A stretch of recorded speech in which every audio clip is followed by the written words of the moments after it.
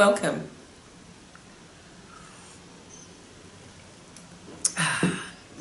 So what are you drinking? I've got myself some ordinary tea today. I probably drink about 3 cups of tea. Welcome to the Arts and Wellness Café. I'm Amanda, your host, and it is so good to have you join me today. So, what have you been up to? And it's funny, isn't it, when somebody asks you that question? Well, I don't know about you, but sometimes my mind just goes blank. Like, I could be back to back in things, but suddenly it's just like, yeah, what have I been up to? And I think what that might be is that I don't pay, I was going to say I don't pay enough attention, but it's not that. It's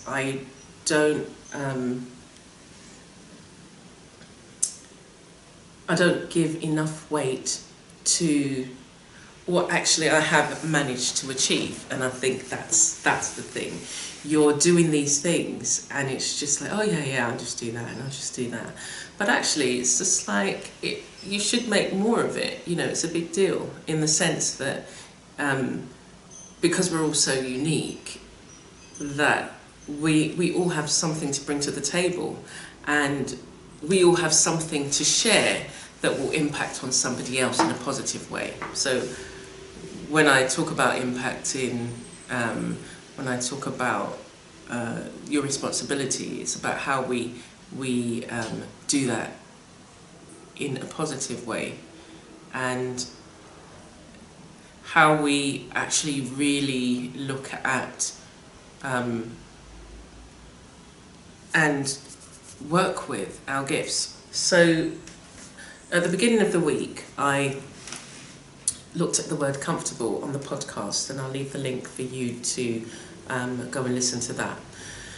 And what I normally do on Wednesdays is kind of just touch on that, pick it up, and look more as well in a creative perspective, and then just generally look at what's been going on. Now for us here in Barbados,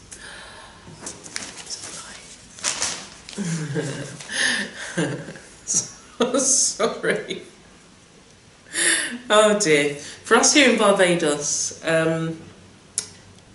we're now on the big pause, or the lockdown, as it was called initially, but now it's been called the big pause, because I think, you know, the idea of a lockdown has connotations in your mind, and for many of us who may be affected in one way or another, I'm not talking about the financial, but the emotional and mental aspects of what that means. And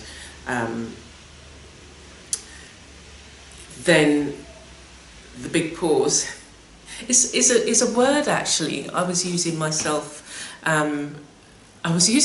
last year. So in March, prior to that, so right at the beginning of the year, I was thinking, oh gosh, you know, wouldn't it be amazing if you could just have a big pause, and everything just paused, and you could catch up with yourself, not knowing that, you know, and I still haven't caught up with myself. But yeah, so for some people, that word, the big pause is easier than, you know, having the idea of lockdown and restrictions and armed guards and things like that. I mean, that's the kind of connotation you have, armed guards roaming the streets, ready to pick up anybody who happens to be out. But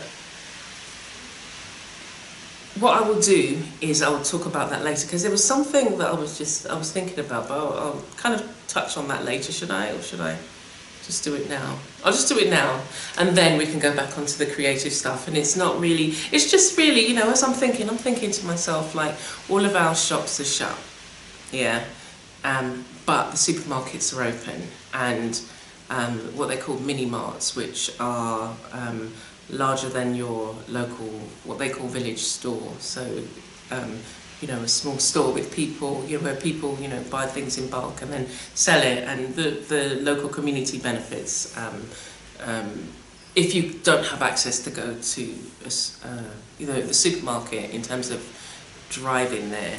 And so these smaller shops, there's about, so in the whole of Barbados, I think there's about, let's say for argument's sake, 12 of these little stores, but the supermarkets, so the chain supermarkets are left open. But what I was thinking is like, so many people being affected, I would have thought, and this is just me, that it would have been better to have the smaller stores open, because there's more of them that access the local community. They're less likely to be packed, because there's more stores that will then service the local community. And yes, you're thinking of, well, the supermarkets will sell things cheaper. They may not have, I mean, I went to my local store and brought an almond milk for $9.30, where it's normally $8.35. And it's just like, even in England, when I was buying it, and I know it's all imported and that's a problem because we import a lot of food, but I was scoffing at I was like, how dare they charge, like, I think it was like $1.20, $1.35 for almond milk, and I was like, oh my gosh. And I would gladly pay that now. I'm paying $9, and I would gladly pay £1.35 now for almond milk. Anyway, but yeah, I thought to myself, yeah, all of these smaller shops are closed, and that then has an impact on them. But you've got all of these larger chain stores, there's loads of them around. So the person that owns that rakes in the profits, where the local shops and not mini marts, because they're the ones that are staying open, but your smaller shops, which are, so for the people who are running them, it's just like their own business, they're small. Some of them, there's one down the road that it's one of those, what do they call them? It's like, those containers. So it's like a 6-foot, or it might be a 12-foot container, and they've done it out, and it's like, windows and everything, air conditioning, and it's, a little store. So they all have to close, but they still have to pay rent. They've still got rent to pay, they've still got their bills to pay. I think they are getting some money, but it's not enough to, I wouldn't imagine that it's going to be enough to pay your, we're going to be like this for 2 weeks, but it's not enough to pay your rent or your mortgage, buy your groceries, pay your bills. So the people that are going to be worst off are the local people.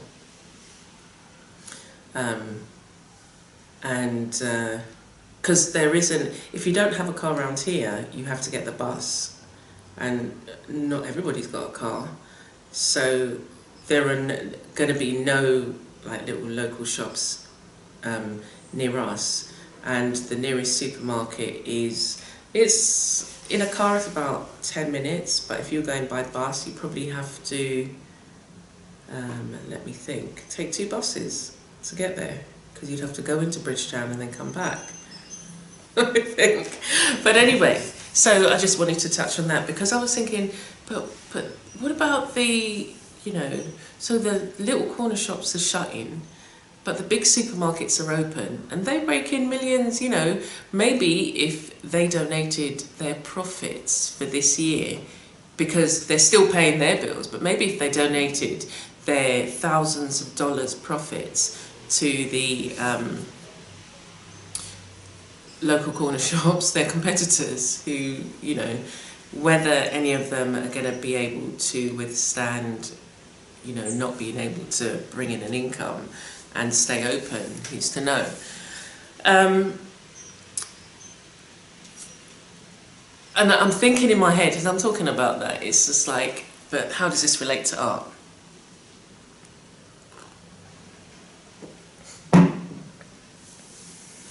This is the wellness part. because you got to eat good food. And then that's the other thing.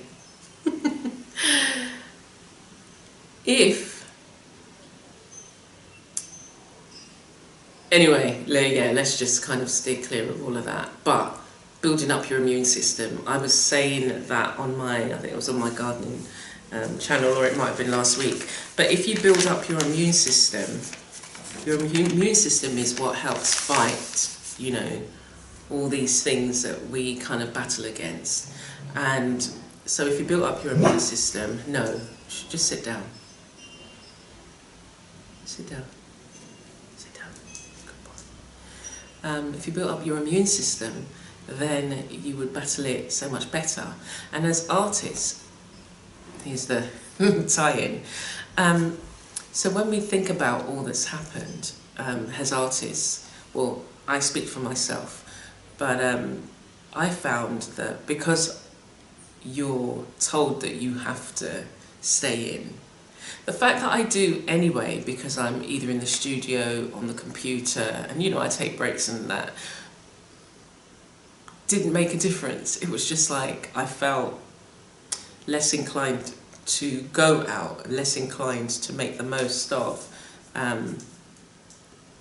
being out, being able to go by the sea, and that was cold. It's just like the weight of the world. So I took him out just before I came in, and I was collecting papayas. There was 2 papayas on the tree that were ripening, and if I left it too long, then the monkeys will, you know, they're just like over there. There's a house over there in the distance. It's about, I don't know, is that 100 yards? There's a massive big tree, and there's a little group of them that live there. So I was out there picking them, and what I'll do is I'll put them in a brown paper bag, and then they'll ripen, ready to eat. Yum yum. So if you look at my video, yesterday's video, I did January's garden tour. I mean, it was just it's the 2nd of February, but it's still near enough January, and they'll still get end of February's garden tour. I just totally lost track of time. Anyway, so he's had a little run around, but he was tired. He was sitting there, and his eyes were just like, he's looking at me like, just like, what are you looking at me like that for? Just shut your eyes and go to have a nap if you want to have a nap. It's because I'm getting up and doing different things. He's just like, oh, I'm going to have to go over there now. It's just like, just stay in one place. You don't have to follow me around. Just stay where you are. But he won't listen. But yeah, the mental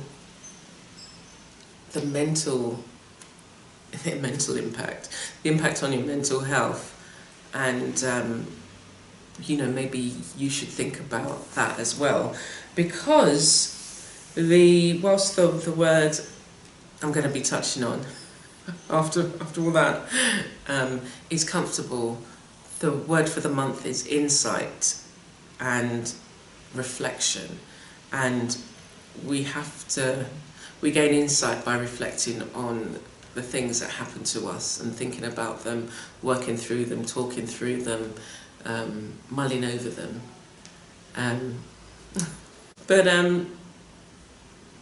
Yeah, as we think about our mental health, as we reflect on the things that happen, as we laugh and have a joke, and we lighten our mood, these are things that don't just happen, but we have to put things in place. We have to have strategies to deal with those times where we may be feeling, and I've used the term off or down or in need of deep rest or or compulsory deep rest. Yeah, you have to really think about the things that you can put in place, and whether it's maybe art techniques, an art exercise that you do, a creative exercise that you do, or your general day-to-day exercise where you can incorporate art activities, or getting up and exercise. And that's one of the things I like doing. I like, when I can. Oh, I've got to tell you another thing that happened.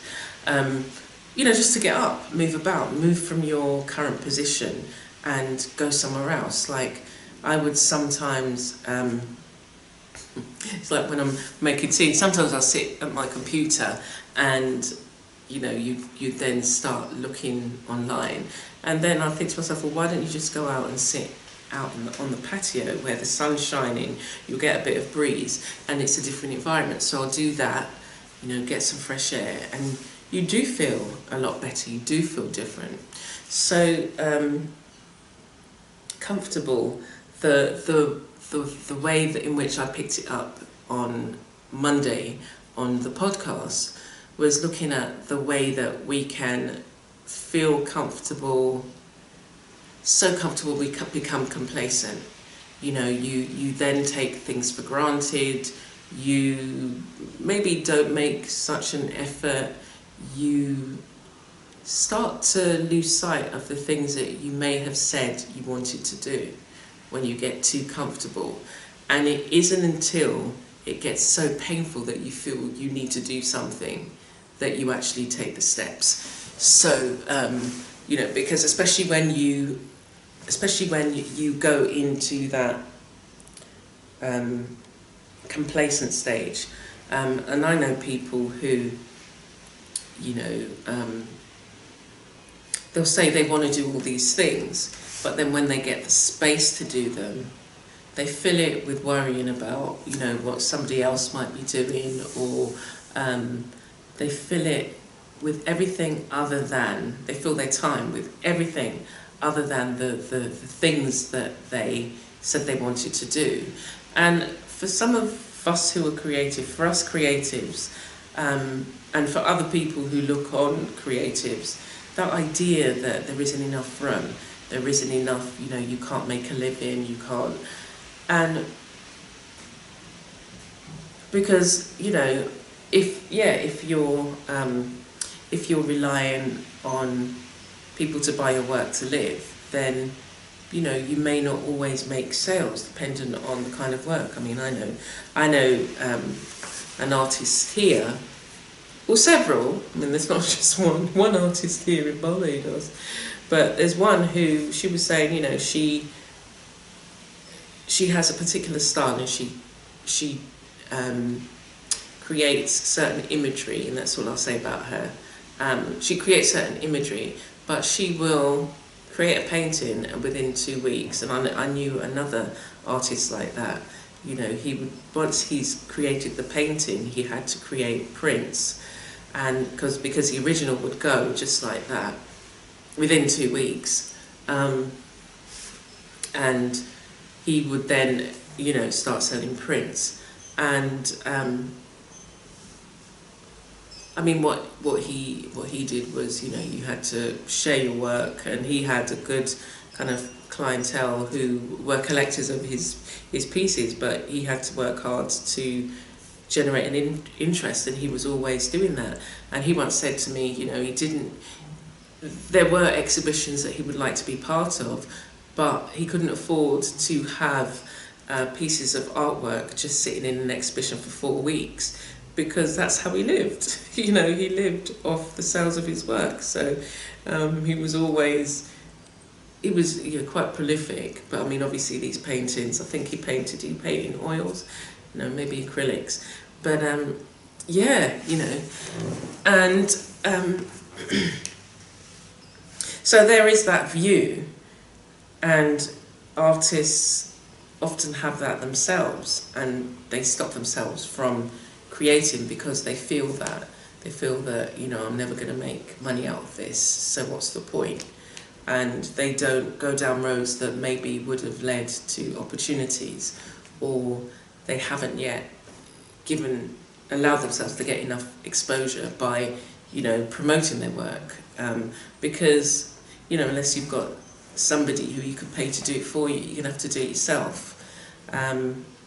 Okay. But so have you got so comfortable that you become complacent, or do you realise and recognise that in being uncomfortable you can find comfort as well? So when you're trying new things, you get that first stage of, oh gosh, I don't know what I'm doing, is this right? And then you become confident and comfortable because now you've mastered it and you're moving on. And you've got to recognise that bit in the middle where you're going from it's really uncomfortable, oh my gosh, am I doing the right thing? To, oh, actually, so I've got it now and I'm sharing and teaching other people. And I look at my journey and, you know, when I look back, I just think, wow, you know, we'll even say 10 years ago I wasn't teaching online. I was, you know, creating art, I was doing exhibitions. And then I wanted to make that move, but wasn't sure how to. And then got invited to my very first lesson. I taught on the Badass Art Journal workshop, and then I did Kiala's Give Hands art workshops with other teachers. Oh my gosh, I had the name of the course on my tip of my tongue, but it was a year-long course. So I've done several year-long courses, and but they were the two artists that gave me my first break in terms of, you know, venturing out. And it's kind of grown, you know. I'm doing Lifebook, I'm doing doing Lifebook, Badass, Creative Jumpstart. We've just, which is in the throes of it, and then we've got the creative, the Loving Healing Creative Summit, which tomorrow. Is it tomorrow? Today, sorry. My session goes live today with another teacher, and then there's we did a podcast, we did an art lesson, and so yeah, I'd love to have you join me. But I'll leave all the links to all the courses that I'm on, and there's another one coming up, but I'll be able to share more details with you probably by the end of the month. But yeah, you know, it isn't until you actually say, okay, I'm going to step out, I've got my, for me, it's about the message that is coming through the art, and I'm not always able to articulate what that message is. I just know I have to create, and I know when it's done because I get a sensation, a feeling that, okay, right, it's done now. Like, it's just like walk away now. It's really, it's funny, and that's because I've questioned, I've looked, I've you know, when I've thought about the pieces of work, my aim is to create that piece of work for the person that it's meant for.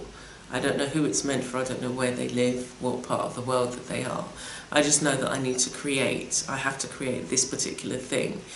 And I do get sidetracked sometimes because I'm supposed to be completing a lot of my textile pieces, but the art journal and the workshops kind of fell in the space, and I had to focus on those. But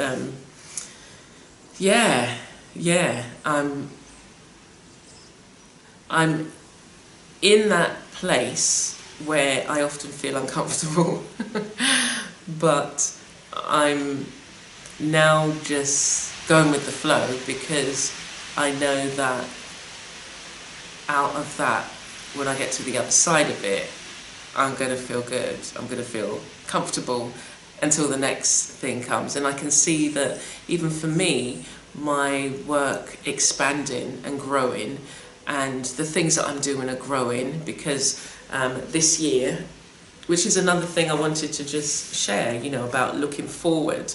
So what kind of plans have you got for this year? So I've seen for myself that there are many things that I would like to do, some of which I'd started, you know, over the last few years, but never got a chance to complete them. So I really want to, you know, start with my own courses and get them up there. And so within the next couple of months, I should be able to have, you know, several courses out, and yeah, be sharing even more. But you really do have to think about what it is you want. Despite what's going on, there has to be, you have to allow a part of you to think about how you want to grow in the future and what kind of things you want to do.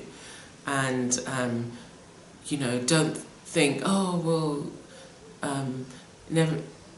I'll wait until everything's gone back to normal. You can't. You have to do things now, because you don't know what that new normal will be.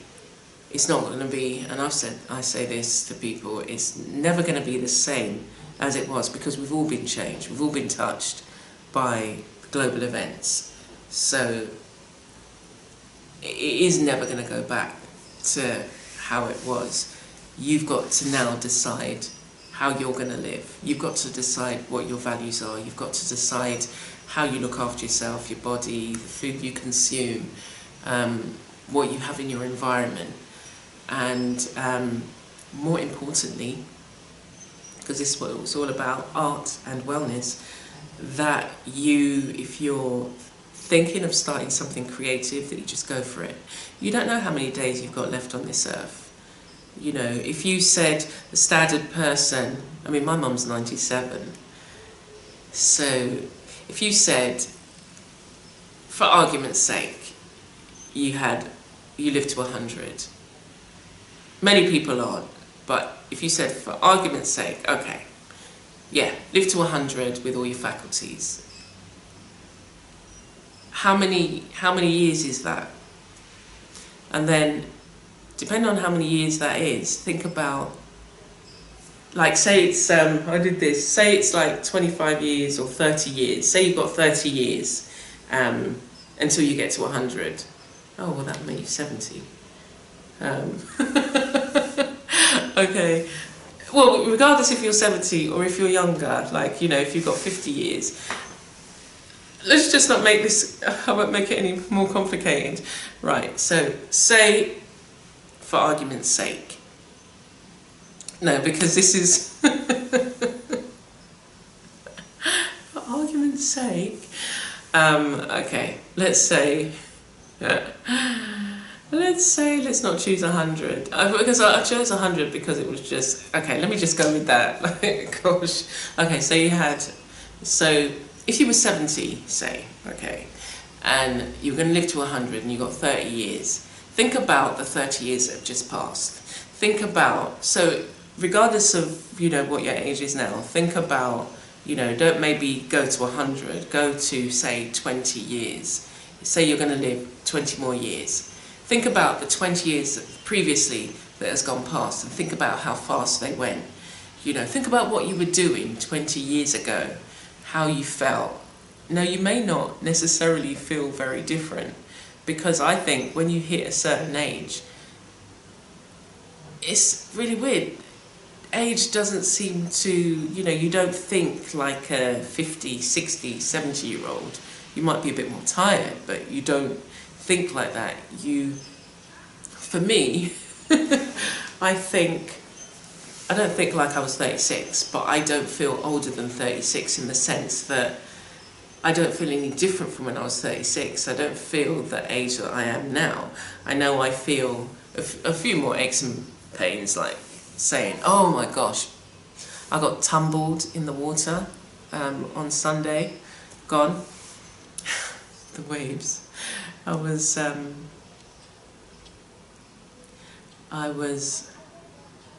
The guy next door's got some people working there. Yeah, so I was in the sea, and the waves, admittedly it was a red flag, and this wave was coming, and I was thinking, I need to get out, and I turned, and it just went, poosh. I rolled forward He took me over, splattered me this way, and my glasses came off. My hair was up, my hair just went like that, and one of my lenses got lost. I was just like, shh. It was a prescription lens. Anyway, but yes, I was like, I woke up. The last 2 days, I've just been in so much. It feels like I've climbed a mountain. That's how it feels. Like joints, my knees, my back, everywhere. Anyway, so distraction there. But yeah, so think about, just fix this chair. Think about the time that's gone and how quick it's gone. And then, so look at the 20 years or however long it is that you have going forward. And that's where you think, that's where you see that time is going to go really fast, really quickly. And then when you plot it out, I've plotted out mine on a kind of chart with the years. And if you just put in the kind of main events, your birthdays, whatever, just main events that may be coming up. I don't know how you plan your, your year, but like, okay, this year I might go to holiday or go on holiday or whatever it is. I mean, now it's just like hard to even think in those terms because it's just like, well, you can't travel now. It's uncertainty, but within that you have to create certainty for yourself. So think about the things that you can do within your control. You could start a garden, you could start growing things, you could learn a new skill. And there are so many things that you can do with what you have. So it's thinking about that. But yeah, creatively, I think it's definitely time, if you haven't yet started, to think about those things that you could do creatively that could impact on your health and well-being, that could be a blessing, will be a blessing to you, and also be a blessing to others. So I'm going to allow you to reflect on that and leave a comment to let me know what you think, and especially about the age thing, the years that are passing.